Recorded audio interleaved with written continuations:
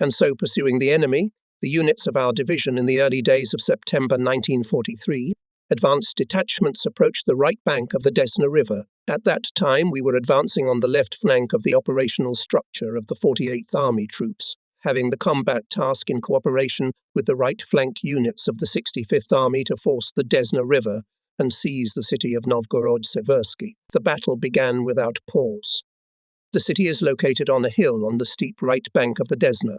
The enemy had prepared this frontier in advance, using the dominant position of its bank, deploying a dense network of trenches, bunkers, observation posts, and well-organized mortar and artillery fire. All this made the defensive line difficult to access. In addition, it was covered by a river, the width of which reached 161.70 meters. Our division received a combat task northwest of Ostrovushka and Pogrebki to force the Desna and, advancing in the direction of the monastery from the northeast, in cooperation with other formations to seize the city. As the reader knows, since March 1943, the 102nd Division was continuously in the first echelon of the operational structure of the troops of the 70th Army, and then the 48th Army conducted intense defensive and offensive battles. Despite this, the morale of the division was good. It was reinforced by the acquired combat experience. But we had almost no experience in forcing water obstacles on the move. It was necessary to overcome difficulties with the means of transportation. Border guards successfully got out of the situation. In the units even before approaching the river were preparing crossing equipment. The second echelons of battalions, regiments, advancing behind the fighting order of the first echelon, practiced in overcoming the individual rivulets and lakes encountered on the way. They built crossings, practiced the approach to the river's edge, loading actions during the crossing, fighting on the opposite bank, fire interaction with artillery, capturing the opposite bank and strengthening the flanks. Meanwhile, the approach of the water barrier was already felt by the fact that the enemy resistance was increasing. More daring and persistent were the enemy's counterattacks. With exceptional persistence, even with limited forces, the Nazis clung to every settlement and road junction. To the south more and more strongly came the noise of battle. There, the compounds of the 65th Army, our neighbour to the left, were crushing the enemy. They broke out somewhat ahead. As darkness fell, the enemy launched several heavy fire attacks on the advancing units of our division. We realized that this was one of the signs of the enemy's preparation for the night withdrawal of their main forces to a new frontier. This new frontier could only be the right bank of the Desna. Our reconnaissance groups radioed about the enemy's movement to the crossings. The second echelons of the 30th Rifle Kasansky and 40th Rifle Amur regiments were given the task, acting as forward units, not getting involved in the battle and bypassing the enemy, by morning to reach the river northeast of the town of Novgorod-Seversky, whose improvised means and force the river and seize the area of the monastery. I received information from the Army headquarters that the 18th Infantry Corps fought a fierce battle on the approaches to the enemy crossing near the village of Sverdlovsk, south of Novgorod-Seversky.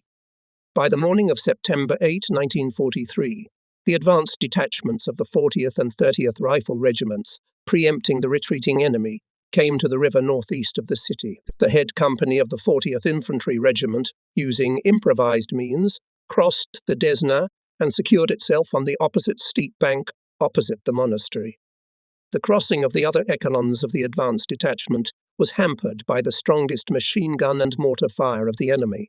Units of the advanced detachment of the 30th Infantry Regiment took possession of a small island in the middle of the river. The enemy destroyed the bridge crossings. By that time, the main forces of the division were approaching the river. The 30th Rifle Regiment began to prepare the crossing to the right bank defiantly day and night, diverting the Hitlerites' fire and attention. The 16th Infantry Regiment left flank, using the success of its neighbour on the left, hooked onto a brickyard on the right bank. The commander of the regiment at night, with inherent secrecy of border guards, strengthened his units, concentrated opposite the monastery. On the night from September 11 to September 12, 1943, simultaneously strong fire attack, all three regiments of the division on a wide front, forced the river. The Amurians acted most successfully. Accumulated under the precipice of the steep bank of the river, the rifle units, reinforced by regimental guns, stormed the monastery.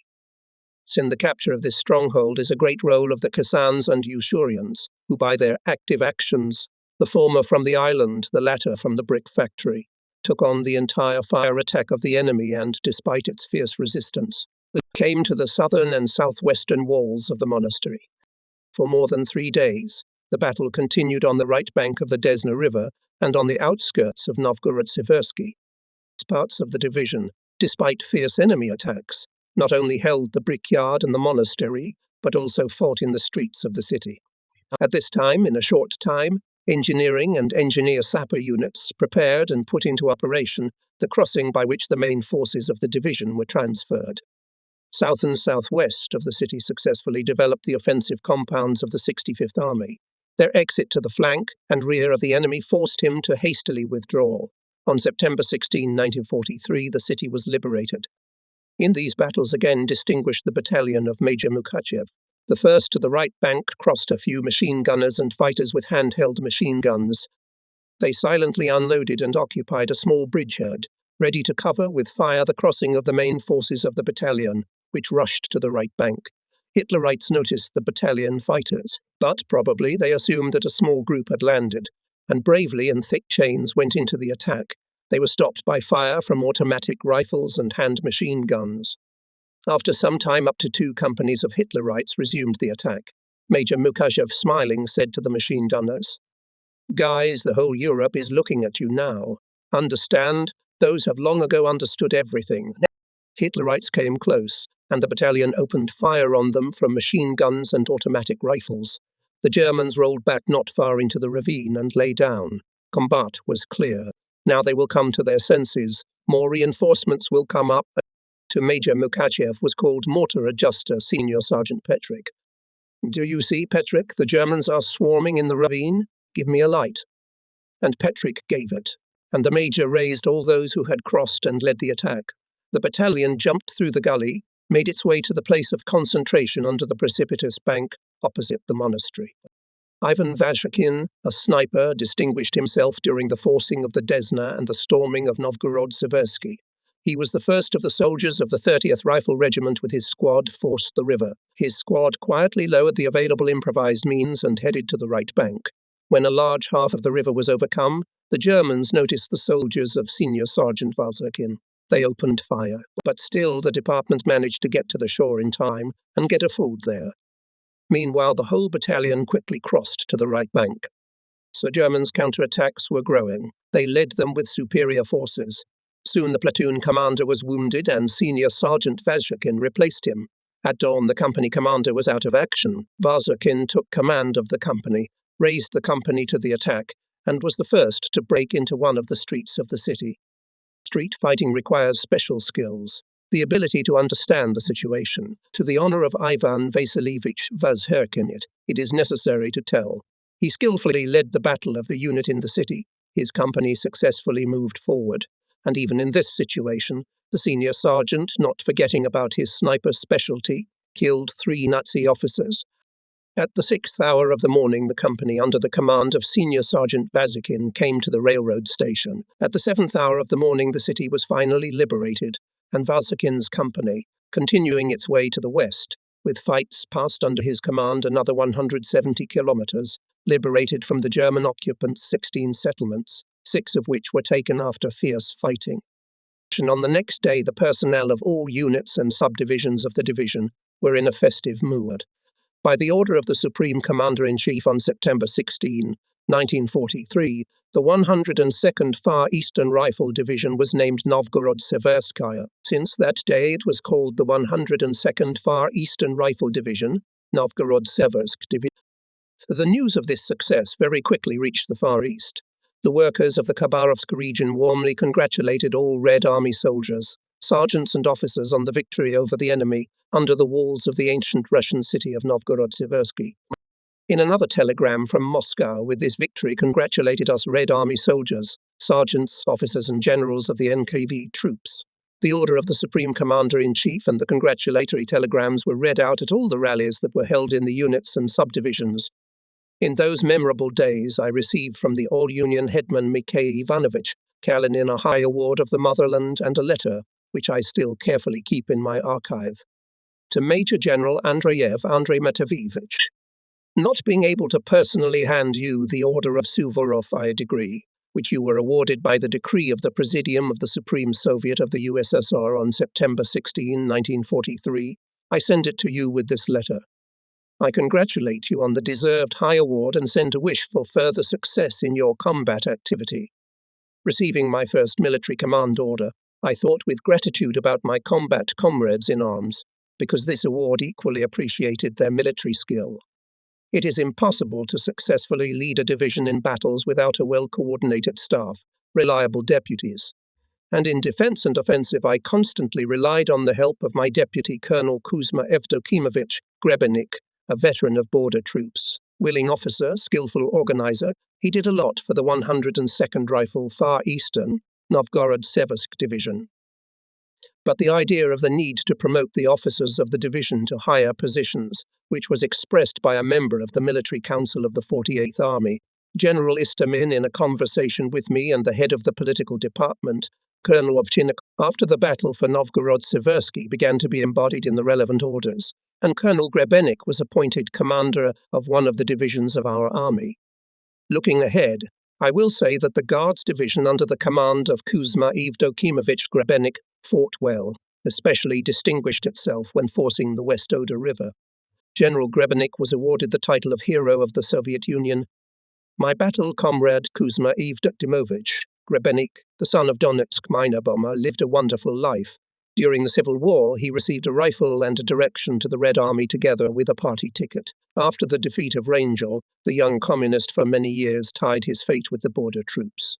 In 1938, the Japanese military undertook a military adventure near Lake Hazon on the section of the Pozietsky Frontier Detachment, commanded by Colonel Grebenik. There, in the Ushiri Taiga, near the Bezimayanaya and Zayuzinaya hills, where Soviet border guards steadfastly and courageously repelled the onslaught of the enemy. Among the fighters in green caps were born heroes of the Soviet Union. Senior Lieutenant Batashin, Lieutenants I. Makhalin V. Vinevitin P. Tereshkin I. Shanopiatko. Colonel K. Grebenik, for skillful leadership of combat operations, was awarded the Order of the Red Banner. The same award adorned the battle banner of the border detachment. Having finished the war as commander of the 37th Guards, Rifle Rechitsa, twice Red Banner, Order of Suvorov, Order of Kutuzov, Order of Bogdan Kamenetsky Division, General Grebenik returned to service in the border troops and for a long time commanded the troops of the border district. Having retired until the last days of his remarkable life, Lieutenant General Grebenik worked in the Ukrainian Republican Committee of People's Control. Kuzma Evdokimovich became the ancestor of the dynasty of border guard soldiers. His son, Vladimir, a junior lieutenant who fought with his father on the Oder, is now a major general, chief of staff of the border district. His sons, Sergei and Igor, officers of border troops, worthily continue and increase the military glory of the grandfather frontiersman. Promotion was awaited by my other co-workers. The chief of staff of the division, Colonel Daniel Vasilievich Kazakevich, also became the commander of the division, which distinguished itself in the battles near Bobruisk. Daniil Vasilievich was awarded the title of Hero of the Soviet Union. The 40th Amur Rifle Regiment was skillfully led by Colonel Markian Petrovich Pogrebnyak.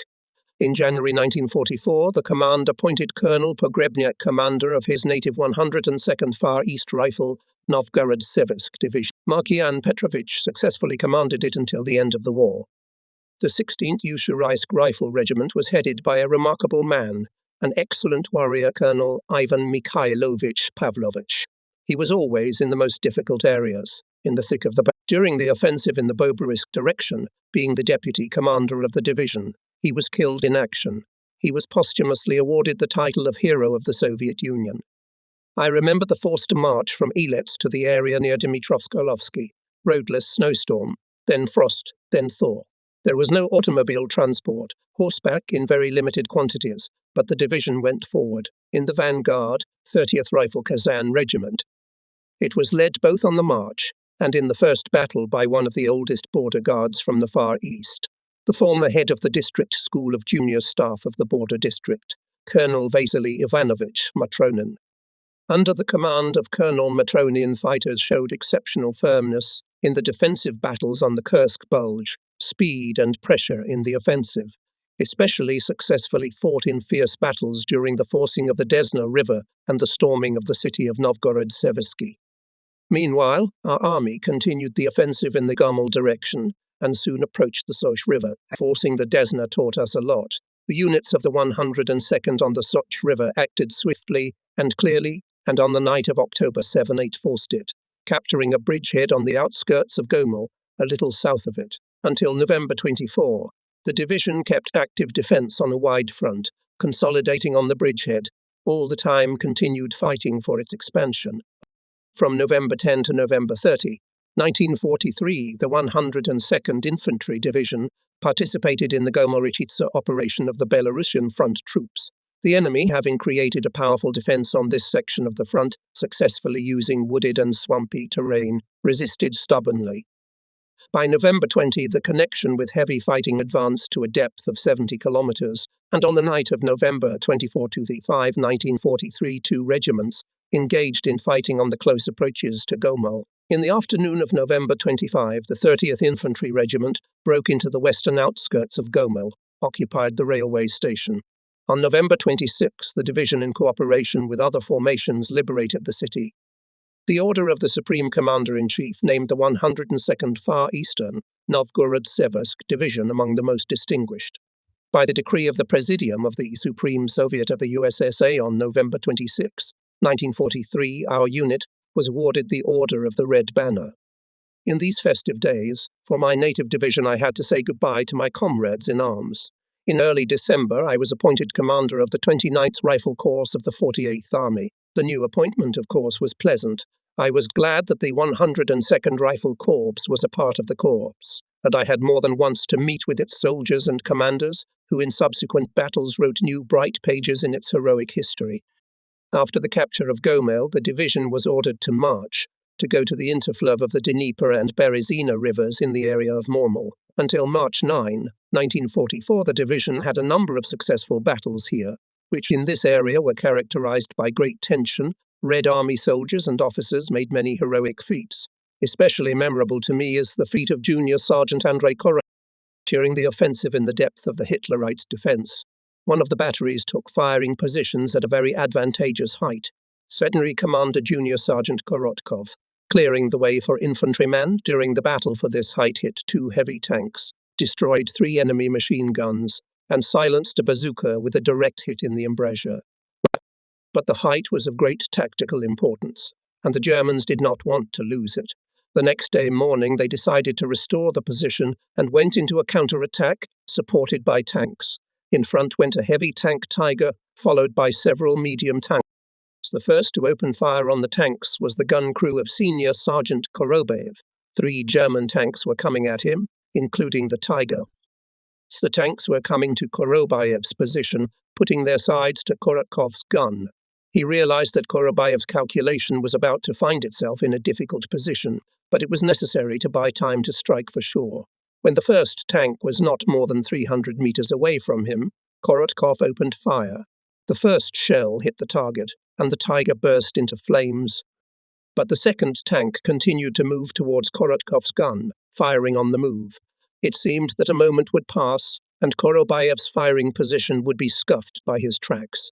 But Korotkov managed to hit the second tank with an accurate shot, and the third tank hurriedly retreated. Hitler's tankers realized the situation and apparently decided to surround Korotkov's gun. They opened heavy fire on Korotkov's firing position and attacked his heights from different directions. The first German tank Korotkov shot at point-blank range. At that time, the brave artilleryman was concussed. His comrades were already wounded or killed. The junior sergeant was left alone. He found the strength to continue the battle. He himself turned the gun around, aimed and fired. He destroyed 2 more tanks. And all in that memorable battle, he destroyed 5 Hitler's armored vehicles. I would like to say a few words about the further combat path of the 102nd Infantry Division. Until the middle of June 1944, it successfully held the defense in the interfluve of the Dnieper and Berezina. After regrouping and careful preparation from June 24 to June 29, it participated in the Bobruisk offensive operation of the right wing of the 1st Belarusian Front, during which, together with other formations, forced the Drut River, west of the city of Rogachev, broke through a strong, deeply echeloned enemy defense and began to successfully develop the offensive. For bravery and courage in forcing the Drut, and breaking through the strongly fortified long-distance defense in the direction of Bobruisk. The high rank of Hero of the Soviet Union were awarded to Senior Lieutenant Vasily Guilyamovich Bulatov, Senior Lieutenant Ivan Zaleyevich Jermashev, Captain Anatoly Fedorovich Soloviev, Guards Junior Lieutenant Viktor Andreevich Trubin, Private Sergei Petrovich Anishchenko. Successful actions of the 102nd Far East Rifle Division, Novgorod-Seversk Red Banner Division during the Bobruisk offensive operation, by the decree of the Presidium of the Supreme Soviet of the Union of Soviet Socialist Republics of July 8, 1944, were awarded the Order of Suvorov I degree. Border Guards of the Far East, having started their combat way in the Great Patriotic War on the outskirts of the city of Dmitrovsk-Orlovsky, finished it on the shores of Friedrichshafen in East Prussia, west of Königsberg. For participation in the battles to eliminate the East Prussian grouping of the Nazis' 102nd Division by decree of the Presidium of the Supreme Soviet of the Union of the SSA on April 26, 1945, was awarded the Order of Lenin and became known as the 102nd Rifle Far East, Novgorod-Seversk Order of Lenin, Red Banner, Order of Suvorov Division. Going through the events of the Great Patriotic War, every time as if anew, I remember with excitement the spring and summer of 1944. It was then, in the days and nights of preparation and realization of the Operation Bagration, in which the compounds of the 29th Rifle Corps, which I commanded, participated, that the creative approach of Soviet officers and generals to the solution of the most important tasks in a complex, rapidly changing situation was clearly revealed. In an effort to hold Belarusia at any cost, the enemy created here a multi-lane, deeply echeloned defense. The total depth of the defensive strips and lines reached 250-270 kilometers. So the peculiarity of the defense of the German troops was that in the absence of large reserves, Hitler's command arranged its armies in one echelon, and they mainly occupied the tactical zone of defense. The Wehrmacht command created the strongest groupings on the flanks near Vitebsky and Bobruisk, and in the center, east of Orsha and Mogilev. From the enemy's point of view, these directions were the most favorable for the Soviet offensive. By order of the commander of the 48th Army, Lieutenant General P.L. Romanenko, our 29th Rifle Corps, leaving the 73rd Rifle Division at the previously occupied positions of Slobin, Mormor, by the forces of the 102nd and 217th Rifle Divisions secretly, moving only at night with observance of all camouflage measures, made a march northward to the area southeast of Rogachev. Shells, the headquarters of the front and armies, managed to fully perform the regrouping of a huge mass of troops in conditions of strict secrecy. Concentration of troops was carried out, as a rule, at night without lighting the roads. In many places, false crossings were prepared. In secondary areas, simulated concentration of artillery. Only on the section of our 48th Army south of Rogachev, more than 200 models of false artillery and mortar batteries were exposed. Not only me, but all division and regiment commanders who arrived in the area of concentration were primarily interested in the enemy's defense system in the area of the future breakthrough. The headquarters of the front and the army, and here in advance, developed the necessary measures to ensure the secrecy of the forthcoming operation, specifically determining the number and composition of reconnaissance teams, the time and place of their work, the form of dress of officers and generals.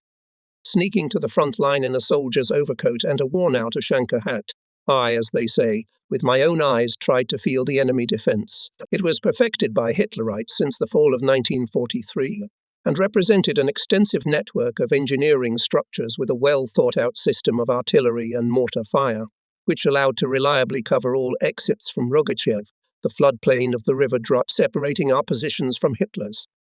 The basis of the defense of the nodes and strongholds of the enemy were buried in the ground tanks, assault guns and bunkers. The more we put on the working map of the conventional designations of the enemy forces and means, the more tense the work on preparation for the offensive became in the Corps compounds. In the 20th days of June, in the 102nd Infantry Division, which was in the second echelon of the army, on specially selected terrain were held battalion and regimental exercises to force duty and break through the deeply echeloned Hitlerite defences. Specially organized and instructive exercises were held in the 30th Rifle Kazan Regiment. They were attended by Commander Lieutenant General Romanenko. He praised the preparation of the regiment's personnel for the upcoming combat operations. 5 days before the offensive, in a forest clearing about 5 kilometers northeast of Rogachev, at a large-scale relief plan of the terrain, aligned with the boundaries occupied by the right flank strike group of the 1st Belarusian Front, gathered senior staff of the 48th Army, Corps commanders. Soon arrived here, accompanied by the front commander, Army General K.K. Rokossovsky, representatives of the Supreme Command Headquarters Marshal of the Soviet Union G.K. Zhukov and Generals N.D. Yakovlev, A. Novikov I.T. Peresipkin, as well as other generals and officers, representatives of types and branches of the Red Army. At the training session immediately established a relaxed atmosphere, which was greatly facilitated by a calm, comprehensively argued report Commander General Romanenko, and then the report of the Commander of the Artillery of the Army, General Timtievich, on the concept, solution and order of implementation of the combat task. I had to attend such classes on the preparation and organization of offensive operations of the Army and the front, but never in the reports, questions asked by senior commanders. Their advice, I never felt such exceptional confidence in success, such business-like man here, undoubtedly, could not but affect the fact that in planning the Belarusian Operation Stavka of the Supreme High Command paid great attention to the all-round provision of troops. According to preliminary calculations of the General Staff, will later write in his memoirs Marshal of the Soviet Union G.K. Zhukov, to ensure the Operation Bagration in the troops should be sent to 400,000 tons of ammunition, 300,000 tons of fuel and lubricants, up to 500,000 tons of food and fodder. It was time for the reports of Corps commanders. The excitement which I initially felt gradually passed, but it could not be otherwise. Together with other commanders, I firmly grew into the situation of the upcoming operation, as they say, could with closed eyes to orient on any part of Hitler's defences. My report, as they said afterward, sounded normal. Is the Corps able to fulfill the combat task? Slightly squinting, inquisitively asked G.G. The 29th Rifle Corps will fulfill the combat task, I replied, and, without catching my breath, expressed the burning issue that did not give me peace, neither in reconnaissance on the front line, nor in the headquarters, where the maps more and more clearly indicated the state of the opposing forces. Marcella Comrade Marshal of the Soviet Union, B.I. continued, taking into account the nature of the enemy's defense, the difficulties associated with overcoming the Drut River, with its wide and swampy floodplain, it is desirable in the interests of tactical surprise and the least amount of time spent on the first throw during the attack to have a more extensive system of communication lines and as close as possible to put forward the starting point for the attack. This will require up to 2 additional days. Your wish will be taken into account, calmly replied Georgy Konstantinovich. And here I have already laid out the most intimate. Say, Comrade Marshal of the Soviet Union, the left flank of the 29th Rifle Corps is open. There is no fire and tactical interaction with the neighbour on the left. Hitlerites behind their right flank have general and tank reserves and the possibility to withdraw their troops from unattacked areas. In the Dnieper-Berezina interfleuve in the direction of Mormel, Bobruisk active offensive actions of our troops are not envisaged. The 73rd Rifle Division, occupying the defence of this entire line, is only able to indicate the presence of our troops.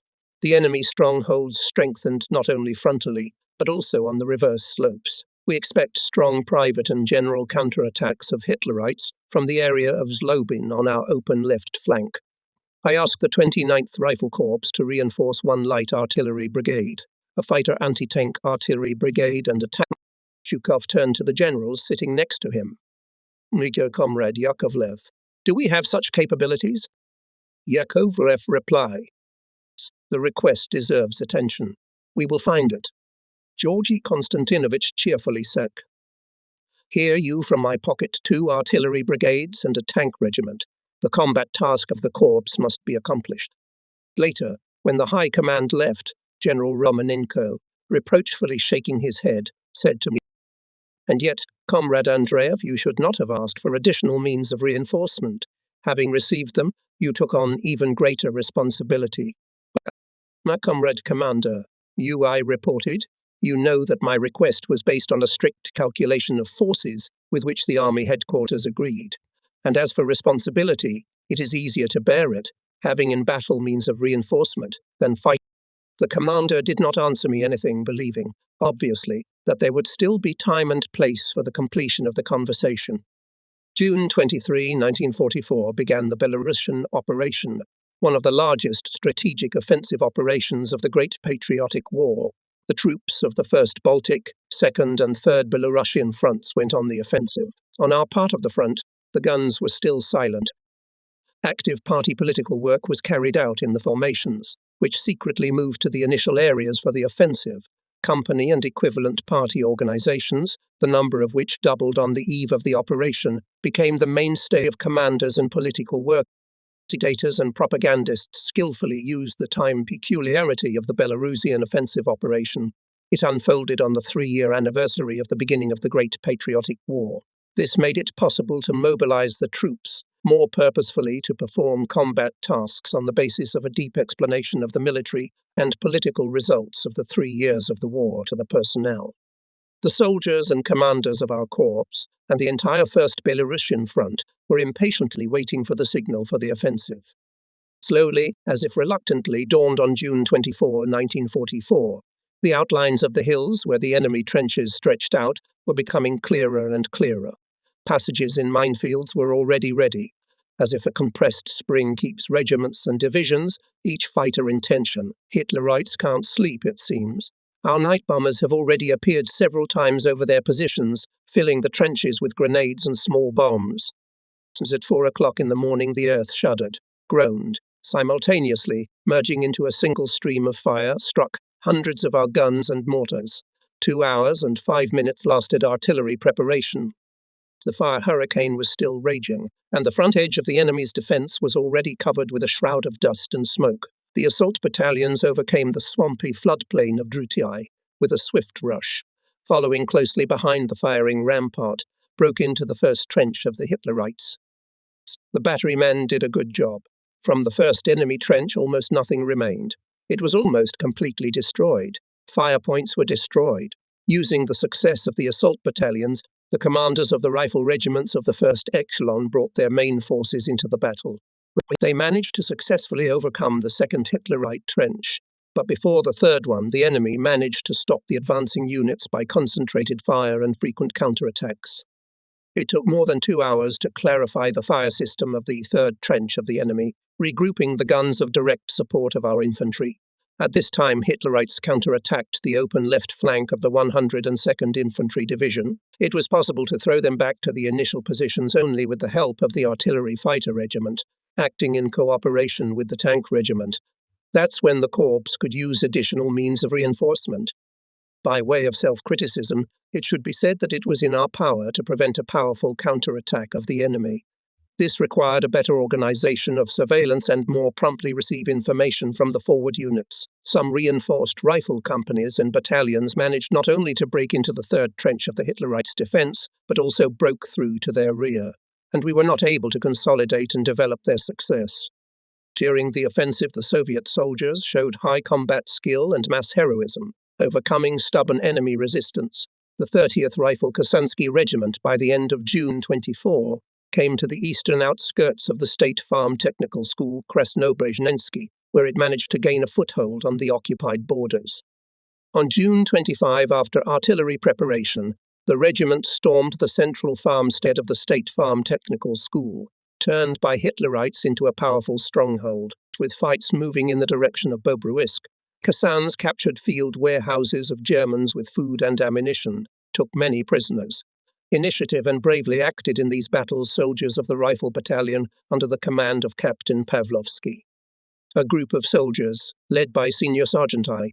Germashov, for 6 days held the bridgehead, captured on the bank of the Druti, having received then the task to attack the enemy, fixed on the dominating height above the terrain. Hermashov found that the Nazis have at the height of 2 heavy machine guns, 4 handheld, and on the flanks were located groups of machine gunners. Hermashov led his fighters at night to the rear of the Hitler garrison, and from there suddenly attacked the enemy. Fearing encirclement, the enemy left the height and hastily retreated to the road. Captain Pavlovsky, who arrived at the captured height, appointed Senior Sergeant Germashov commander of a rifle company and ordered him to start pursuit of the retreating enemy. subsequently for the successful forcing of the Druty and for bravery and courage in the battles. For Bobruisk, Ivan Vasilievich Jermashov, together with 4 other comrades in arms, were awarded the title of Hero of the Soviet Union. During the second day of the offensive, the Corps compounds managed to cut into the enemy's defence for only 7-8 kilometres, that is, to break its main strip. What is the matter? Our strike on the main strip of the Hitlerites' defence by the pace of the offensive of units and subdivisions through the swampy floodplain of Druty was clearly slowed down. We poorly manoeuvred forces and means along the front, acted too straightforwardly. The enemy was holding back our main forces with powerful fire, and counterattacks threw back our advancing units that were wedged into his defensive orders. And yet, developing the achieved private successes, division commanders by the end of the day made every effort to gain a foothold on the captured lines. On the night of the third day of the offensive, a natural obstacle, the Dobozna River, stood in the way of the Corps compounds. Hitler's command, having strengthened its banks and blown up the crossings, laid great hopes on this line of defence, but the enemy this time miscalculated. The units of the 29th Infantry Corps, having introduced the second echelons into the battle, at once in 5 places on a wide front forced the Dobozna, and by the end of June 26 seized the strongholds of resistance on its right bank. Not having enough forces and means to hold back the onslaught of the Soviet troops, the Nazis began a disorderly retreat to Bobruisk. Having been in the 102nd Far Eastern Rifle Division, I could personally see what a huge offensive impulse our soldiers were embraced by. So all regiments of the division distinguished themselves in the battles for Bobruisk, where the fate of the encircled 40,000th group of Hitlerites was decided. It is impossible to name all the heroes who increased the glory of the division. The meeting with the commander of the artillery battery, Senior Lieutenant Boris Ovetsky, was memorable. Only in one battle his subordinates destroyed 2 armoured personnel carriers, 4 machine guns and up to a company of Hitlerites. "We still have everything ahead of us," the officer said with embarrassment, accepting congratulations of colleagues on the occasion of awarding him the Order of Patriotic War I degree. Bravely looked into the future brave artilleryman. In the battles near Baranovichi, his battery was firing at enemy tanks and self-propelled guns. Ovetsky personally destroyed 2 Ferdinand and was awarded the Order of the Red Banner. Now veteran of the Great Patriotic War, Boris Moisevich Ovetsky lives and works in Kamelitsky. He often speaks to the youth with stories about fierce attacks of those. On the 4th day of continuous fighting, the advanced units of the Corps approached the southwestern outskirts of Bobruisk, where the soldiers of the 1st Guards Tank Don Corps were active. Soon I met its commander, General Panov, in the woods. His handshake was strong. "I am very glad to meet you in combat," he said, Panov. "I have an order to attack in the direction of Nigorolu, to cut off the Minsk grouping of Hitlerites by a blow from the west. Minsk Cauldron will be bigger than Bobruisk. Cover us from the southwest while we go around the forest and swamp. Time is of the essence. Time is a harsh criterion in war, on which often depends the final victory over the enemy. Liquidation of the encircled group of the enemy in the areas of Vitebsky and Bobruisk began without a pause in the offensive with concentric strikes in order to break the enemy troops into small groups and destroy them piece by piece. Great was the offensive impulse of the Soviet soldiers, bringing liberation to the long-suffering Belarusian land from fascist slavery. Atrocities of fascists caused noble anger, called for revenge. In Bobruisk, our soldiers visited the death camp, placed by Hitlerites in one of the cathedrals. The rapid offensive of our troops saved from destruction more than 1,000 Soviet prisoners of war, kept here in inhuman conditions. The retribution of fascists for committed atrocities was severe. To disrupt the breakthrough of the enemy from the Bobruisk Cauldron, 526 airplanes of the 16th Air Army were raised in the air, which for an hour and a half dealt a massive blow to concentrations of enemy troops. Hitler's troops, which were preparing to break through the encirclement, were dispersed and partly destroyed. On the night of June 28, 1944, formations and units of the 29th Infantry Corps crossed to the right bank of the Berezina and, using the success of the 1st Guards Tank Don Corps, without stopping, with battles passed through the western outskirts of Bobruisk in the direction of the towns of Pukovichi, Baranovichi. As you know, the Belarusian offensive operation was completed on August 29. By this time, the troops of the 1st Belarusian Front continued to successfully advance to the west, and on September 3, 1944, their right wing, where were the 48th and 65th Armies, approached the left bank of the Nere River. The 29th Rifle Corps operated on the right flank of the 48th Army. The combat order of the corps was built in two echelons. In the first were the 102nd and 217th Infantry Divisions, in the 2nd and 73rd Infantry Division, providing the right flank of the main forces of the army. The corps units were tasked to force the Naru River and seize the bridgehead south of Rusan. The day was approaching evening. The forward units had 10-12 kilometers to go to the water barrier when the corps headquarters received an alarming message from the commander of the 102nd Infantry Division MPP Pogrebniak. Met stubborn resistance of the enemy, reported on the phone colonel. I observed the advance of a group of tanks coming out on the open right flank of the division and going in a southeastern direction to try novel anti-tank reserve ledge on the right to cover the flank and rear of the division. The next report, Pogrebniak, did not bring relief. Hitlerites managed to squeeze the right flank 40th Amur Rifle Regiment. In addition, small groups of enemy tanks broke through to the rear of the corps. At the same time, the enemy aviation and artillery simultaneously struck the combat orders of the 102nd Infantry Division. The infantry went up in a counterattack. The right flank units of Colonel Pogrebniak withdrew to an intermediate line, bending their right flank by a ledge back and to the south.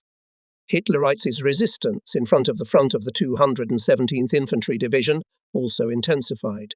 Thus, in the offensive strip of the 29th Rifle Corps, which was operating at the Army and Frontal Junction, a sharp, tense situation began to develop.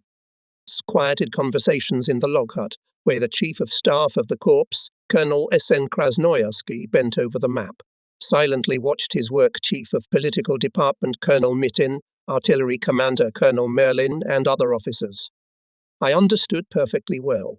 They are all waiting for me to assess the situation, and then the appropriate decision.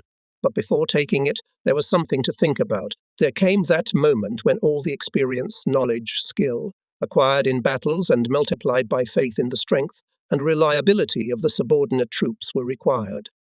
Additional designations on the map, like a magnet, attracted the eye. The enemy tank units wedged into the army and front joint threatens the rear of the corps and the army. This creates a real threat to the success of the army and even front operations to force the Nehru River. The situation, it would seem, is simple. The second echelon of the Corps, the 73rd Infantry Division, should be immediately used for active actions to ensure the security of the right flank of the corps, the army and front junction. Such a decision is academically correct. Most likely my opponent in Hitler's headquarters is counting on it. Meanwhile, frontal experience suggests it is impossible to make a frontal counterstrike with a rifle unit against a deployed and actively operating tank group. In a counter-battle with tanks, rifle regiments will inevitably suffer heavy losses, and fresh combat-ready division, aimed at capturing a bridgehead across the water barrier, will be used away from the direction of the main blow. Is not this what the Nazis are seeking?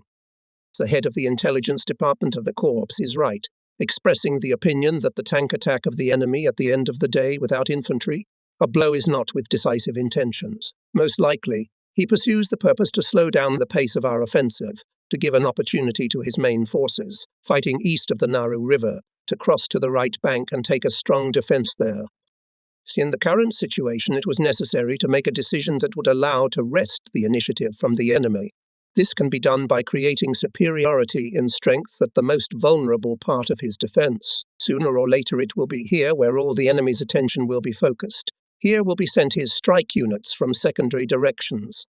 Calling the commander of the 73rd Infantry Division, Trenine, I ordered him at 1773,000 put into battle his unit from the left flank of the 217th Infantry Division, in conjunction with the 399th Infantry Division of the 42nd Infantry Corps of our army, and by the morning of September 4 with a move to force the Naru River, capturing a bridgehead on the right bank in the area of Brzezinsk Mail, Vlasotziansk, and left flank unit to seize the Hitlerite crossing near Ostrikol. The order stated that the division makes a march maneuver in 2 columns, having in the vanguard reinforced by artillery rifle regiment with a crossing park. Colonel Matronin was given full autonomy of maneuver within the boundaries of the advance of the corps and the neighbour to the left, in order to be able to bypass the strongholds and resistance nodes of the enemy without a fight. while I was giving orders to Matronin, on the staff map increasingly clear the growing threat to the right flank of the corps. Having infiltrated the 102nd Infantry Division, some tank units of the enemy came to our rear communications. Outside the windows of the headquarters hut thickened dusk. 3 hours after the Matronin's division entered the battle, which, almost without meeting the resistance of the Nazis, began to successfully move forward, called the Army Commander, Colonel General Romanenko. "How is the second echelon of the corps used?" he asked. I reported thoroughly that according to the decision approved by the Army headquarters earlier, the 73rd Infantry Division was put into action on the left flank of the corps with the task, developing the success of the left flank of the corps, and its neighbour on the left, striking in the direction of Kobalin, Borki Mihajovo Stair by the morning of September 4 to reach the Naru River, to force it and to seize a bridgehead on the eastern bend of the river, south of Ruzan.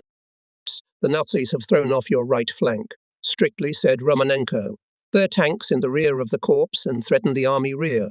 The second echelon of the corps immediately used to destroy the enemy forces that broke through to our rear." The commander's voice is well heard by the officers of the corps command. Chief of Staff cautiously corrected the already impeccably straight row of coloured pencils. Walking with his fingers on the collar of his uniform, the artillery commander seemed to check whether all the buttons were in place. The looming silence is broken by muffled by distance explosions of shells on the right flank of the corps, hidden in the darkness of the September night. I order to call the commander of the 73rd Infantry Division. The call signs are flying into the air. 5-10 minutes pass. Matronin is not on the line, but the commander of the Vanguard 413th Infantry Regiment, Lieutenant Colonel I.I. Kuznetsov. He repombat task is being carried out successfully. Again, the communicator hands me a telephone receiver with the words, "The commander is on the wire." Trying to be brief, I report that there is no communication with the commander of the 73rd Infantry Division, although the Vanguard Regiment successfully fulfills the previously assigned task. "You have not carried out my order," Romanenko minted the words. "In addition, lost control of the troops. On your indiscipline, I report to the commander of the troops of the front." I hand him the phone. Comrade Andreev," K.K. Rokossovsky said with a mild reproach. "You have weakened your right flank, created additional difficulties for us. A commission will come to you. Together you will sort it out." A lot of time has passed. As the second echelon of the corps came into contact with the enemy, there's still no contact with Colonel Matronin and his staff. On the right flank of the corps in the band of the 102nd Infantry Division, the battle is gradually fading, until the morning stopped the activity of the enemy tank units that broke through to our rear, temporarily disturbing calm.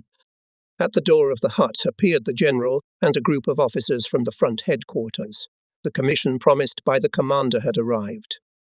Apologizing to the arriving general for my urgent departure, I said that the Chief of Staff, Colonel Krasnoyarsky, and the head of the political department, Colonel Mitin, would be able to answer all questions of interest to the commission. For the work of the commission, offered to use the neighboring room assigned to me.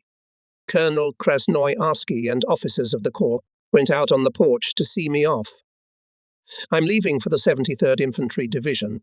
I briefly answered the question of the Chief of Staff. "I will take a few officers with me. It is necessary to make every effort to the division force the Naru by morning and seize the bridgehead. So then we won't be afraid of any commissions. Ask from the Army Reserve Regiment of Anti-Tank Artillery to strengthen the flank of the 102nd Infantry Division." Colonel Krasnoyarsky nodded understandingly. "And one last thing," I said goodbye. "Keep the 3rd Cannon Artillery Brigade closer to the left flank of the corps in readiness to support the 73rd Infantry Division in the battle for the bridgehead." Our task force went on the road. It consisted of a platoon of machine gunners and sappers, signallers with 2 radios for communication with the Army and Corps headquarters, and SAU 76, and a trophy Tiger. After 2 hours of travel along a broken country road with many detours made the first short stop. Matronin's radio was still silent, but Lieutenant Colonel Kuznetsov reported that the 413th Rifle Regiment, acting in the vanguard of the division, successfully advancing to the river. Soon we met fighters from the 339th Rifle Division of the 42nd Rifle Corps, conveniently located in the trenches left by the Nazis. The officer who approached our cars reported that a few hours ago some rifle units with artillery had passed by. Was it not Matronina? This time both his radio and Kuznetsov's radio were silent. Only one thing was comfort. There were no more than 5 kilometers to Narev. Soon everything can be seen with their own eyes. But Colonel Krasnoyarsky came on the phone without delay. He reported that the enemy tank units on the flank of the 102nd Infantry Division periodically conduct cannon fire, but no tactical activity. In turn, I informed the Corps headquarters that the main forces of the 73rd Infantry Division, about 2 hours ago, passed the line of forward units in the strip of the 42nd Infantry Corps, about 2-3 kilometers to the left of the Razgranlinia. Kuznetsov's vanguard regiment, by all calculations, should already come out to Narev. Not even half an hour after the stop, as the vehicles of our task force was spotted by 4 enemy attack aircraft. At dawn, we were the first major target, and the fascist pilots paid enviable attention to it. Perhaps for the first time in the whole war, I rejoiced at enemy bombing. It was not by chance that the enemy aviation appeared here, at Narev, and not there, where the success of the tank units that broke through to our right flank, dispersing the striking forces, the enemy apparently began to lose the initiative. After bombing and storming, which cost our task force without losses, we turned south and moved along the forest clearing. By all signs, we could guess that the troops had recently passed through it. The radios were on. Everyone is silent. "Let's go," I commanded, having previously oriented on the map on the terrain. Quite near there should be separate houses of Mikhailovo Stair. A misty haze floated towards us. "The river is near." Our lead vehicle suddenly jumped out of the pine forest onto the steep, densely bushy bank of the Narew River. From a camouflaged trench, an officer accompanied by 2 machine gunners came towards us. There are light moments in war. It turned out that we came to the observation post of Lieutenant Colonel Kuznetsov's 413th Rifle Regiment. What I heard from him exceeded all expectation. The 1st Rifle Battalion of Captain Nikolai Mikalev had been ferried to the western bank on improvised means before dawn. The ferries for the crossing of the artillery attached to the regiment are ready, and the main thing is that only now, when the bridgehead is already captured, the first skirmishes with the Hitlerites who discovered the battalion began. Lieutenant Colonel Kuznetsov, together with the artillerymen, gathered on the bridgehead. Approving his decision, I ordered to securely fix on the captured bank, pay special attention to the right flank, where from the side of Rushan can wait for a counterattack of large forces of Hitlerites. After 30 minutes, Lieutenant Colonel Kuznetsov came on the line. "My NP on the west bank. I am fighting to expand the bridgehead in the direction of the flanks and depth. Hitlerites, judging by the increased frequency of artillery and mortar raids, became alarmed. They brought the first prisoners delivered from the western shore. They turned out to be Hitlerites from the rear units in Ruzhny. The appearance of the Russians on the western bank was unexpected for everyone. "Me," said the German officer, carefully supporting his wounded, hastily bandaged hand. "We were alerted in the morning and were transferred to this area by cars with the task of clearing the coast." And here appeared the commander of the 73rd Infantry Division VI, Matronin. I firmly reprimanded him for the lack of communication with the Corps headquarters, but the colonel looked at me cheerfully and immediately introduced the commander of the Light Bridge Fleet, as if emphasizing that the tasks assigned to the division completed accurately and on time. No sooner had Matronin and I discussed all the issues related to the transfer of the main forces of the division to the bridgehead, as I was summoned by the army commander. "Report the situation," demanded Romanenko. Serving the precautions taken for open negotiations, I reported that the 73rd Infantry Division, with the main forces forcing the Naro and firmly seized the bridgehead. "Where did you get such data?" doubted the commander. "Check and report the real situation. Your neighbour on the left met organised resistance of the enemy at night, and his attempts to force the river were unsuccessful." I replied that there was no need to check anything, for I was personally observing the actions of the subordinate troops and was at the moment sending Colonel Matronin to the western bank to control the battle. After a short pause, I again heard the soft voice of K.K. Rokossovsky. "I am satisfied with your actions," said the front commander. "What is it that prevents you now, Comrade Andreev?" "The commission you sent to investigate," I answered, not without mischief. "I recall the commission," said Konstantin Konstantinovich. "Your right flank has been reinforced by the reserves of the army and the front." The main forces of the Corps send to expand and strengthen the bridgehead occupied by Matronin, I repeat, is the main task of the Corps. That's it, I thought with relief, giving the telephone receiver to the communicator. Now we'll fight.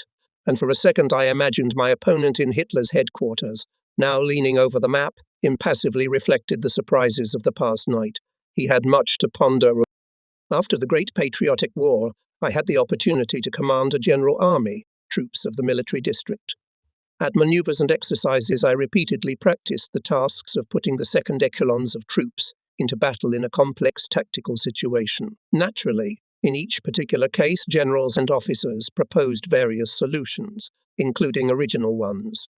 But all of them were based on the richest front experience and were imbued with the desire to take the initiative out of the hands of the enemy, to preempt his actions by their own maneuver activity. With pride, I looked at the young commanders of formations, commanding during the war companies and battalions. Their art of troop management in modern combat, multiplied by the combat experience of commanders of the older generation, a formidable and irresistible force for any enemy. As soon as Hitler had established that the Soviet troops south of Ruzan crossed to the western bank of the Narew River and captured the bridgehead, they hastily began to withdraw their units from the left bank, leaving alone the right flank of the 29th Rifle Corps. Accordingly, on the bridgehead, the 73rd Infantry Division began to meet increasing enemy resistance. Heavy, protracted battles began. Artillery bombardment of crossings and approaches to them intensified. At noon, 150 M shells hit my forward command post. The firing was conducted in areas, blindly, but twice a day to be under bombardment and under artillery fire, you must agree, is not very pleasant. A few minutes before the raid I was about to drive to the crossing, but I hesitated. The car that was waiting for me was blown to pieces by a heavy shell. It killed my orderly, with whom I had not been separated since the battles on the Finnish border. It was a heavy loss for me. A powerful tank attack, supported by large infantry forces, in the afternoon of September 4, Hitlerites managed to squeeze the right flank units of the 73rd Infantry Division. At this time, right from the crossing to this hot area advanced a company of artillery and self-propelled regiment, and a powerful SAW-122 immediately set fire to several German tanks. When the second company of self-propelled units entered the firing line, the Nazis trembled. Their counterattack was repulsed. The struggle for the breakthrough of the Nevsky frontier, which opened the road directly to the limits of Germany, was conducted in these days all over the First Belarusian Front. Marshal of the Soviet Union Kech Isextivort Rokossovsky wrote in his book Soldier's Duty, the 65th Army's exit to the Narew accelerated the advance of the 70th Army, which was advancing in the general direction of Sokolo, Radzimin, Modlin, and the 48th Army, which finally also forced the Narew in the area of Rozhan and also seized the bridgehead. With the help of reinforcement means generously allocated from the Army and Front Reserves, on the night of September 5, 1944, it was possible to significantly strengthen the anti-tank, artillery, engineering defense of the bridgehead. In terms of capacity, it turned from tactical to operational and subsequently played an important role in the January offensive operation of the Second Belarusian Front, organized by the Supreme Command to defeat the Nazi troops in East Prussia.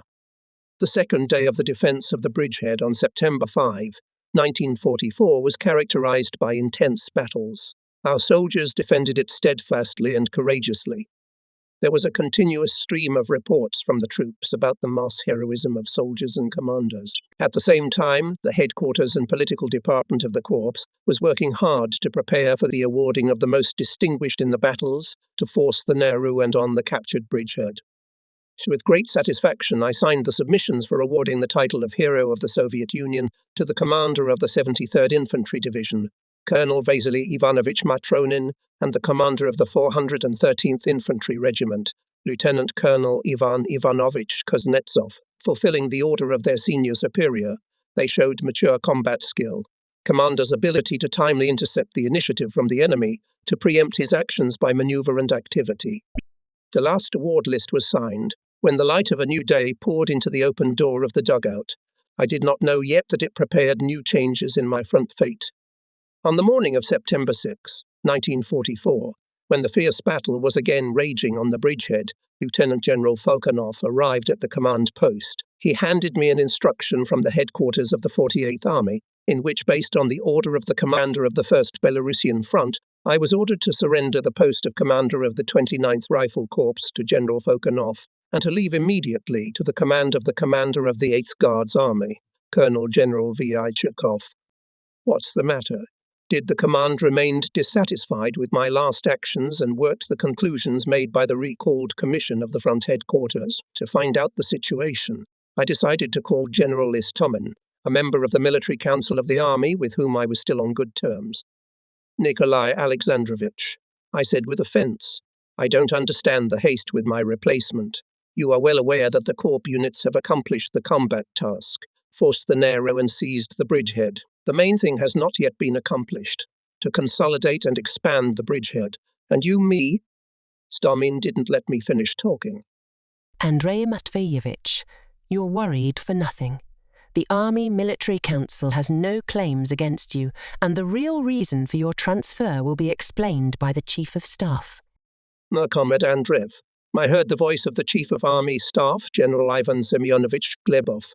We were asked for an experienced corps commander for the Guards Army. We recommended you. It's a pity to part, but also pleasant.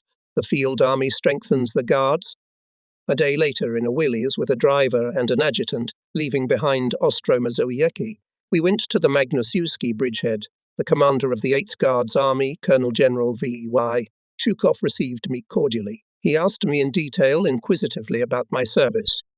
Especially asked where, when, and in what offensive battles and operations participated in, how organized the hacking of the main defensive line, the introduction of second echelons and reserves. Vasily Ivanovich showed interest in the government awards I received. They have always been evidence of combat deeds. Sea turned general briefly, but very convincingly told about the fighting of the 8th Guards Army, and especially dwelled on the brave and daring actions of the 4th Guards Corps, which I was to take command of. With love and confidence spoke about the 47th Guards Division and its commander, Major General Major Guards V.M. Shugaev and 57th Guards Rifle Division, and its commander, Colonel Guards P.I. Zeliziu. These divisions occupied the place of the 1st Assault Echelon in the 4th Guards Corps. There were no cases that they did not crack the main strip of Hitler's defences. The officers and men of the 47th Guards Rifle Division showed special skill in the use of private success and courage to fight deep in the enemy's defences, even with open flanks. 35th Guards Rifle Division, Guards Colonel G.B. Smolin. These qualities are also inherent, but it has a special handwriting, skillfully collected, unexpectedly for the enemy to enter the battle and rapidly develop the success of the first echelon. Now, Comrade Andreev, you urge, said in conclusion Chukov. You, the Military Council of the Army, shows special confidence in the personnel of the 4th Guards Rifle Corps. It always stands in the first echelon in the main, decisive direction. We want not only to preserve these offensive combat qualities, but also to strengthen them. The first meeting with the legendary hero of Stalingrad left a deep impression. Courage and determination, courage and heroism, high art in leading troops, unyielding will to achieve the goal, confidence in victory. These are the characteristic qualities that possessed one of the outstanding Soviet commanders. General Chukov knew well the personnel, especially in the Link Battalion, Regiment, Division, and not only knew but also knew how to use its strengths. Later I learned another trait of the commander's character. At times he was strict and even harsh, but his strictness and harshness are fair, and justice does not offend or humiliate. It mobilizes. When I was working on the book of my memoirs, I thought more than once about the inexorability of time. On March 23, 1982, thousands of Volgograd citizens came to Mamayev Kurgan, where the funeral of the famous hero of the Great Patriotic War, a member of the Central Committee of the Communist Party of the Soviet Union, Deputy of the Supreme Soviet of the US, twice hero of the Soviet Union, Marshal of the Soviet Union, Vasily Ivanovich Chukov took. It was impossible without heartache to listen to the speeches at the funeral meeting of Marshal of the Soviet Union V.G. Kulikov, First Secretary of the Volgograd Regional Committee of the CPSUL, Chulikenko, Army Generals A.T. Altunin and P.T. Altunin and P.N. Lashchenko, but I was especially excited by the word of the representative of the young generation of our country. I am a metallurgist, a representative of the most peaceful profession. I was born and grew up in a soldier's family. Said the Deputy of the Supreme Soviet of the USSR. hero of socialist labor steelmaker of the plant Red October and Postdats. During the war, my father, a Red Army soldier, died here at the walls of Stalingrad. My elder brother started his war journey from here. In my memory and the memory of my peers, the name of Vasily Ivanovich Chukov is inextricably linked with the names of my nearest and dearest people.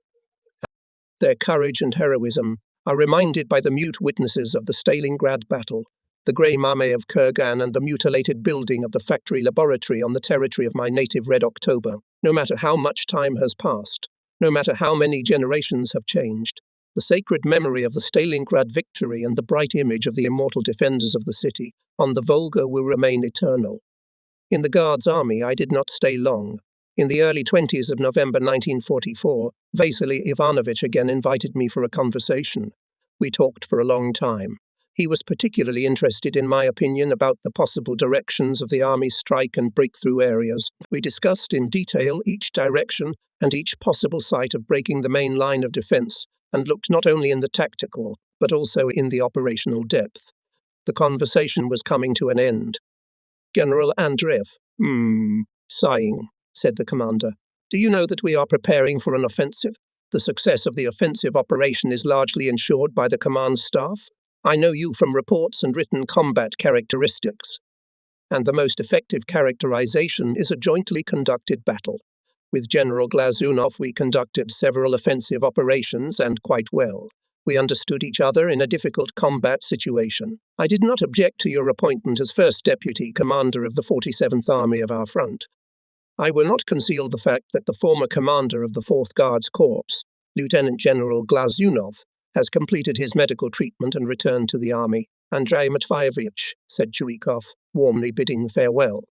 I am grateful to you for your work in strengthening the combat readiness of the Corps units and formations, and for your useful talk. You and I are standing on one of the main roads of the final period of the Great Patriotic War. I wish you great success, and I'll see you again. And again I'm riding in a Willis. Lublin, headquarters of the 1st Belarusian Front, November 19, 1944.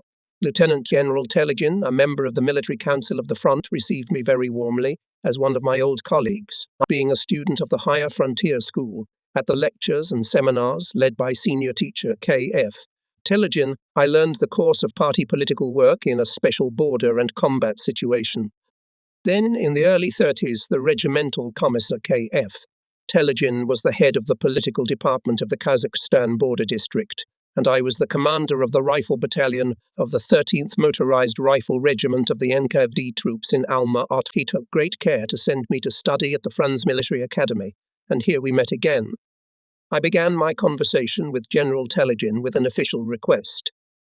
Sir, comrade member of the Military Council, I ask you to send me to the position I previously held. I passed the school of Deputy Commander of the Army in 1942 at the Leningrad front. Telegin was sympathetic to my wish. Andrei Matveyevich, he said, Marshal of the Soviet Union Zhukov has taken command of the 1st Belarusian Front, and the 48th Army, in which you formerly commanded the 29th Rifle Corps, has left our front and has been placed at the disposal of the 2nd Belarusian Front.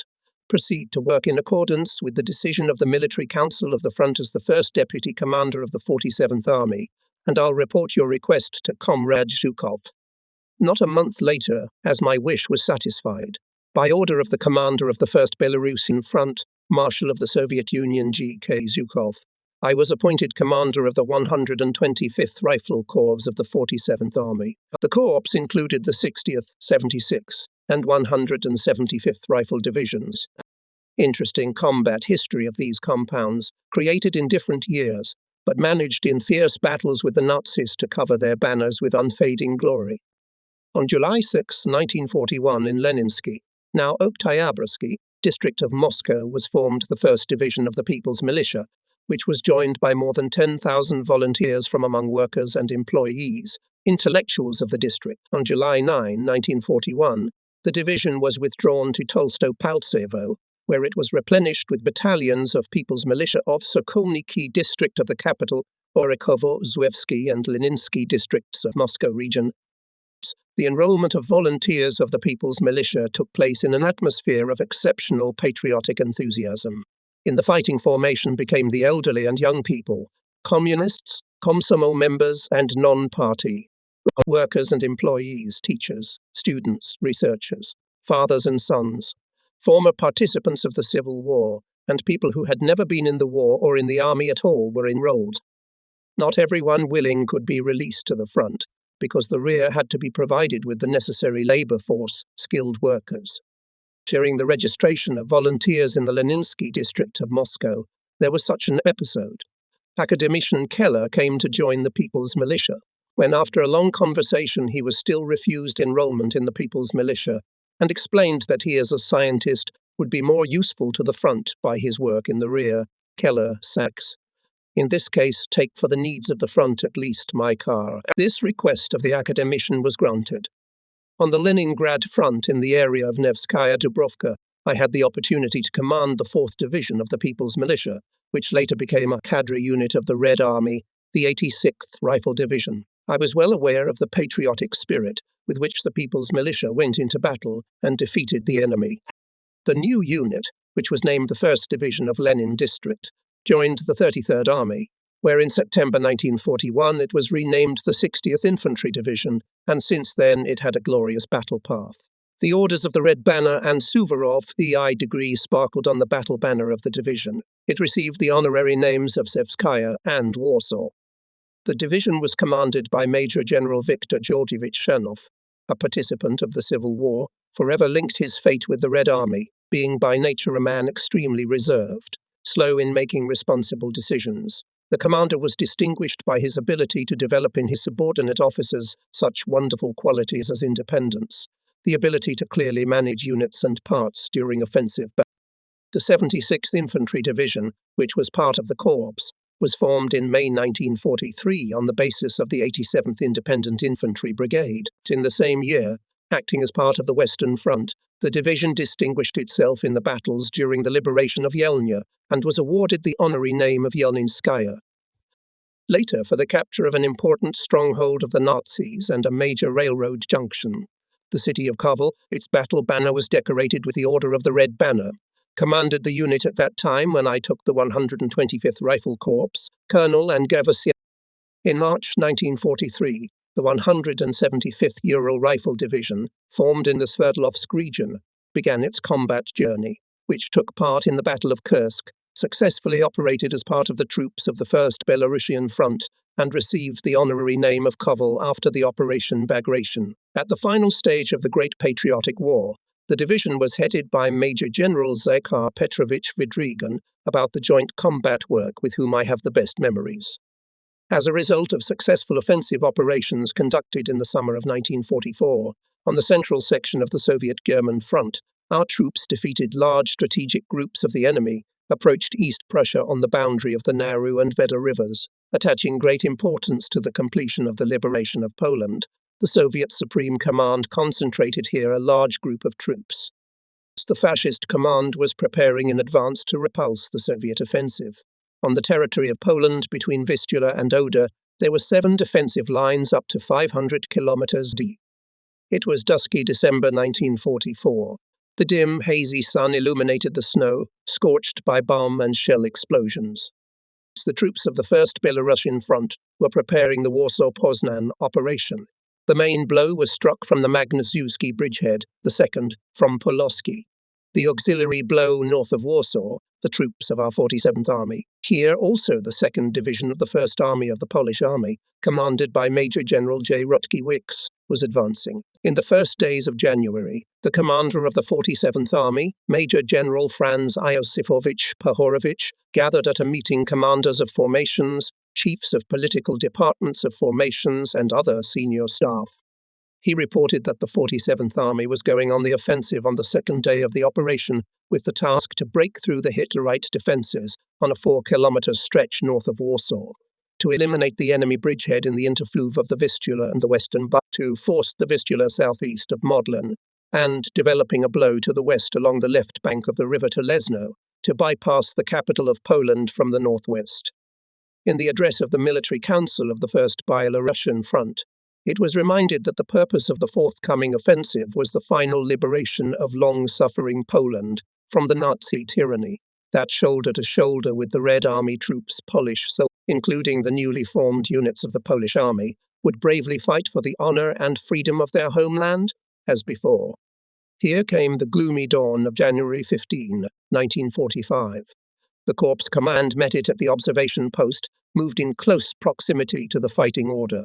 The commanders of the formations were also already at their observation posts. At 9:30 on January 15, 1945, a firestorm hit the enemy positions.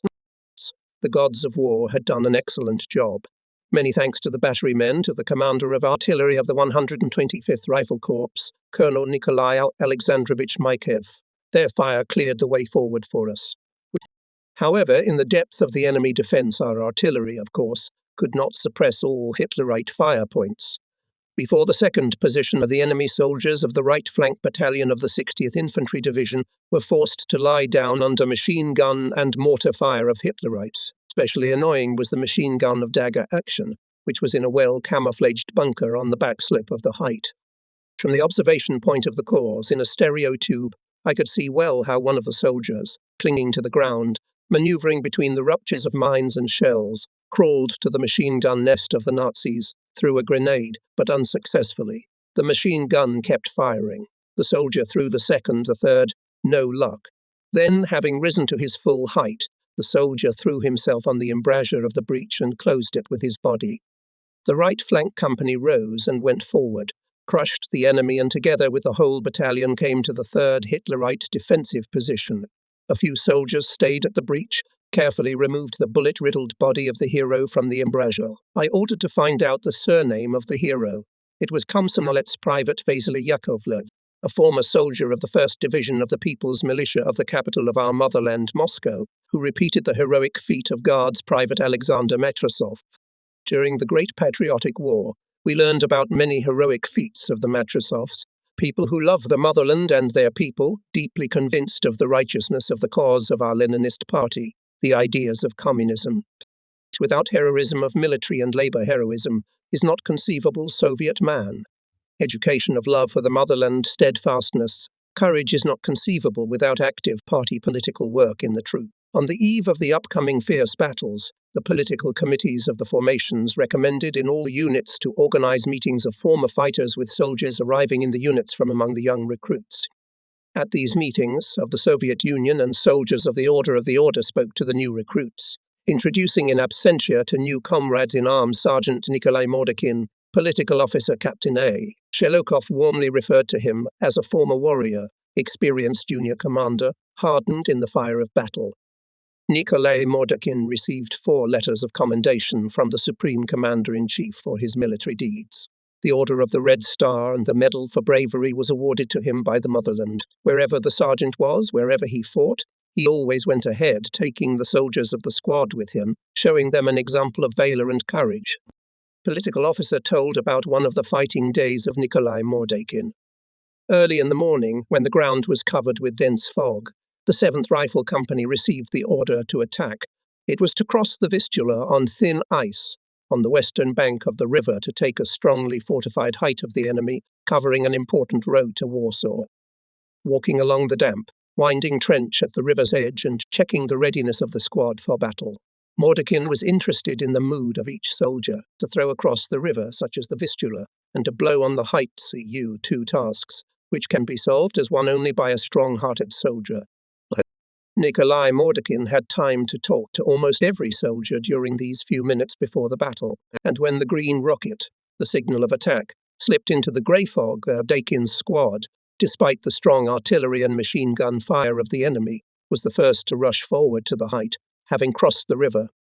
The sounds of battle merged into one ever-increasing rumble. One more effort, a few more meters, and there it was, the German trench. Nikolai Mordekin jumped into it one of the first, and at the turn in the dugout engaged in a firefight with a group of counter-attacking Hitlerites.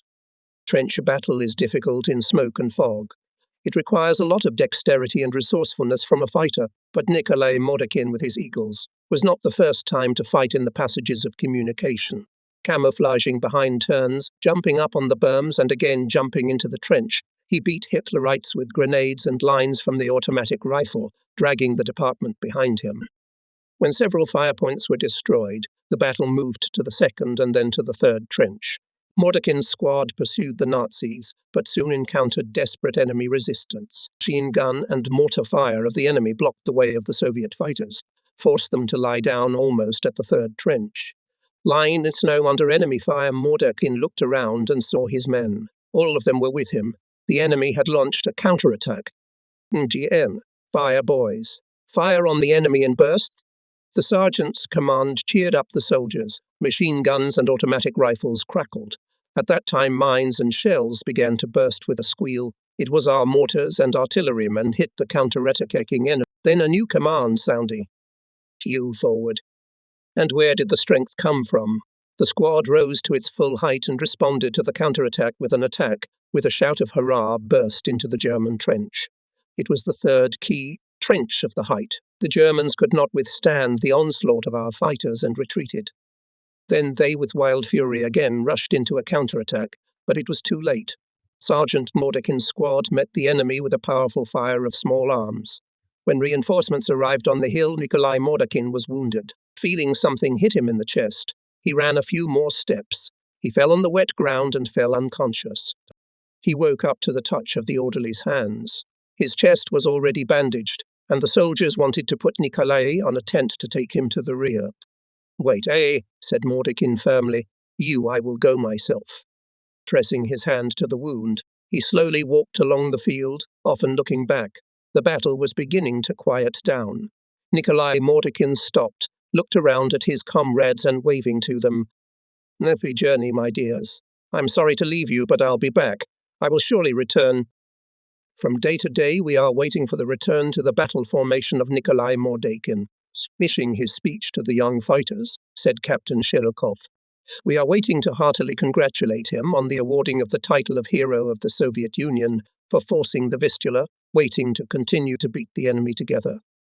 The fact is that for the displayed military skill, courage and heroism, when forcing the Vistula northwest of Warsaw, 24 Red Army soldiers, sergeants, officers, generals, including the commander of the rifle squad, Sergeant Nikolai Mordekin, the commander of the 60th Rifle Division of the Sevsko-Varshavskaya Red Banner, Order of Suvorov, Major General Viktor Georgievich Chernov, was awarded the title Hero of the Soviet Union.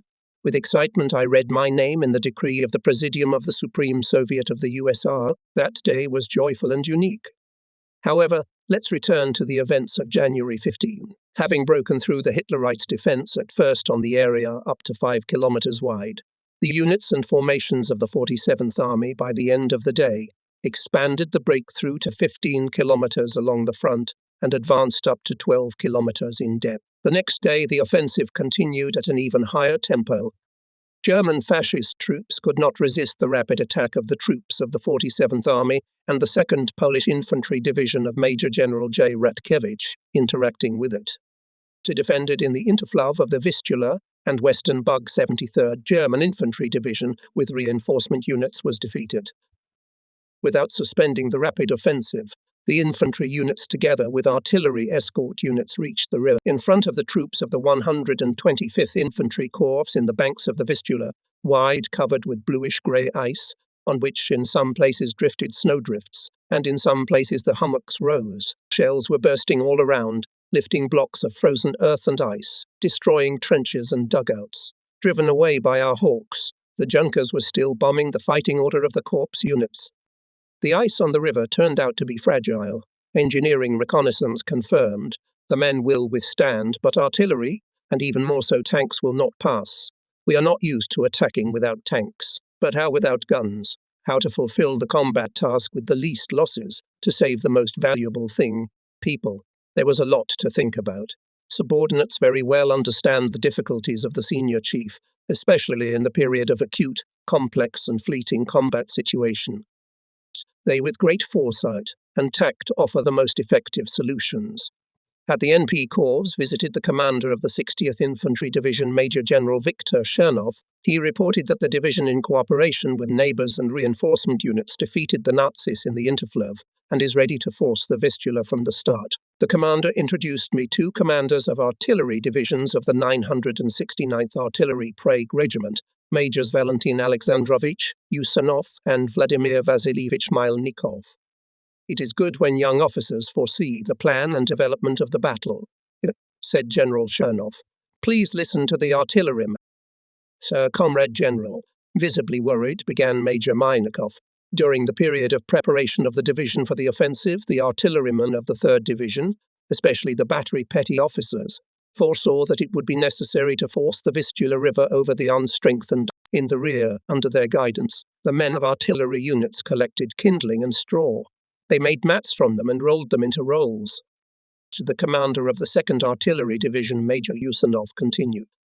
"Now calculations reinforced by gunners, Comrade General, are ready to force the Vistula. We will pour water on the straw and straw mats laid on the ice.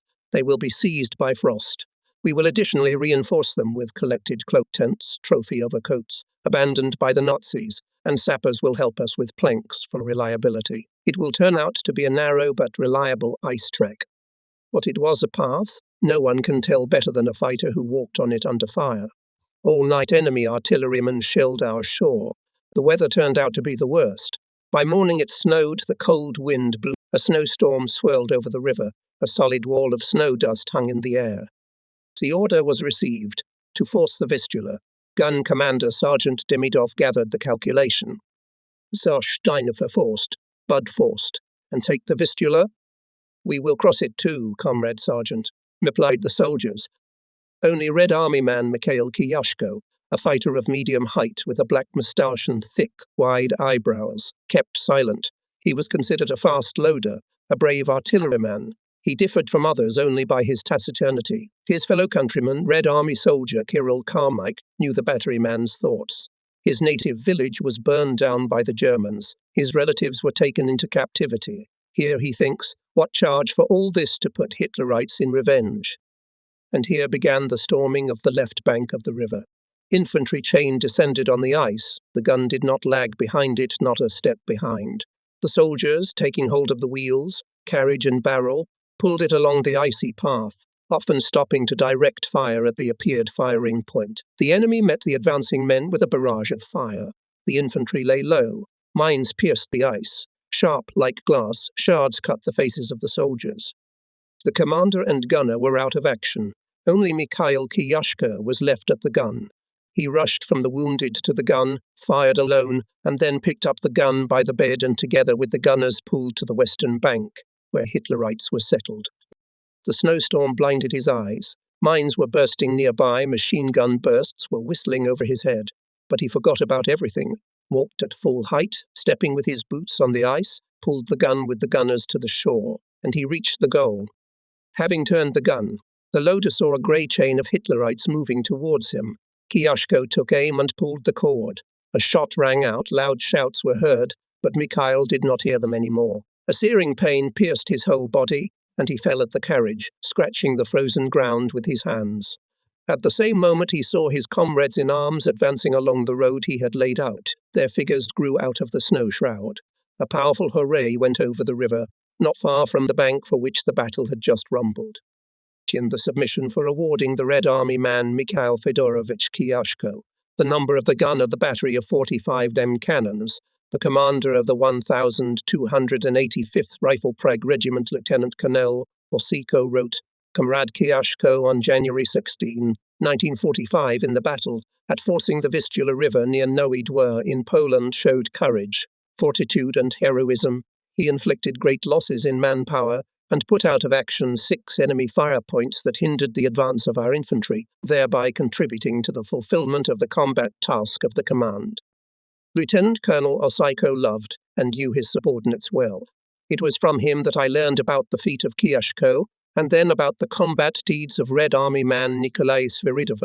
From the very first days in the regiment, Nikolai Sviridov devoted all his energies to combat training. Having learned a device of mortar, in between battles he took up topography, studied firing. Soon the ingenious private was appointed commander of a mortar unit and was promoted to the rank of junior sergeant. In the first battle his calculation destroyed a Hitlerite firing point. It was the first combat success, which the soldiers truly rejoiced as a past exam for soldiers' maturity. From April fights of 1944 till January 1945, Nikolai Sviridov passed a long way. He participated in the battles in Poland, were especially memorable for him, who had become a sergeant and joined the Komsomol, the battles on the Vistula. Evening came, a snowstorm was blizzarding. Under methodical Nazi fire, the soldiers were preparing to overcome the river. Before dawn, when the vigilance of the Nazis was blunted, the commander of the mortar company quietly passed the chain. Prepare to throw. Then, just like the first command, along the chain was transmitted, forward, and the soldiers rushed across the Vistula following the gunners, carrying mortars and ammunition on themselves. The first from the unit ran Sviridov's calculation. The fascists opened mortar and artillery barrage. A leaden snowstorm swirled in the air. Some soldiers fell and did not get up, and the shore was closer and closer. Land, shouted Sergeant Sviridov. Land. The soldiers picked up. Mortar men of Sviridov's calculation assembled the mortar in a few tens of seconds, and the mines flew at the enemy with a squeal. Fighting for the expansion of the bridgehead lasted several hours. Hitlerites 7 times went in furious counterattacks. They tried to throw our soldiers into the river at any cost, but the more fiercely the fascists counterattacked, the more courageously our soldiers fought. Commanding a mortar formation, Sviridov led an accurate fire on the enemy. When Hitlerites came close to the firing position, mortar men pelted them with grenades, destroyed them with machine gun fire. Sergeant Sviridov also exterminated several dozens of Hitlerites. In battle, all means are good, said the sergeant to the young soldiers, and the machine gun, and grenade and mortar. Let the bastard crawl on you, and you are not afraid, beat him braver, and you will always win. See, by the decree of the Presidium of the Supreme Soviet of the USSR, on March 24, 1945, Sviridov Nikolai Alexeyevich was awarded the title of Hero of the Soviet Union with the Order of Lenin and the Medal Gold Star. Together with the whole country learned about the awarding of a high rank to her son and Olga Emelianovna Sviridova, Nikolai's mother, living in the village of Ninushki, in the collective farm Red Signal of Nizhnevedushsky district of Voronezh region, and soon in the reckoning read her letter to the front, in which there were such lines. Thank you, Nikolai. You have grown a worthy son of mine and a worthy son of the fatherland. Signing the award lists for the soldiers and commanders who distinguished themselves in the battles for Warsaw, I was pleased to see among them the documents sent from the 963rd Artillery Regiment of the 60th Rifle Division, with the names of the officers who before the start of the battles presented to me at the NP Corps General V.G. Chernov. Commanders of the 2nd and 3rd Divisions, Majors V. Usanov and V. Mynikov, having organized the crossing on an icy path guns of their units, January 16, 1945, the first together with the assault battalions of the 1,285th and 1,281st Rifle Regiments of the 60th Infantry Division under heavy artillery, mortar, and machine gun fire of the enemy forced the Vistula. The division artillery joined the infantry fighting order on the left bank of the Vistula River. The enemy threw tanks into the battle. Fire of our artillery divisions was so effective that all attempts of Hitlerites to counterattack were thwarted. The bridgehead was held and expanded. Majors Vladimir Milkov and Valentin Yusanov were awarded the title of Hero of the Soviet Union for the initiative shown during the organization of forcing the Vistula, courage, bravery, and fortitude in holding and expanding the bridgehead on the western bank of the Vistula River. And now I return to the events near the Polish capital. On January 17, 1945, our troops, in cooperation with the First Army of the Polish Army, liberated Warsaw. For the mastery of the capital of Poland, the most important strategic node of Hitler's defense on the Vistula, the 60th Infantry Division and the 76th Infantry Division of the 125th Infantry Corps were named Warsaw by the order of the Supreme Commander-in-Chief. The personnel of the 125th Infantry Corps was commended. The role of the 47th Army in the liberation of Warsaw is very great. It is not by chance that in the order of the Supreme Commander-in-Chief of January 17, 1945, in the list of troops who distinguished themselves in the battles for the city, the 47th Army, as the reader can see, the masterfully conducted short blow from the interfluve merged with the big one, made in the main direction. From this hour, the entire front aligned in one line. Marshal Zhukov's troops entered the operational space.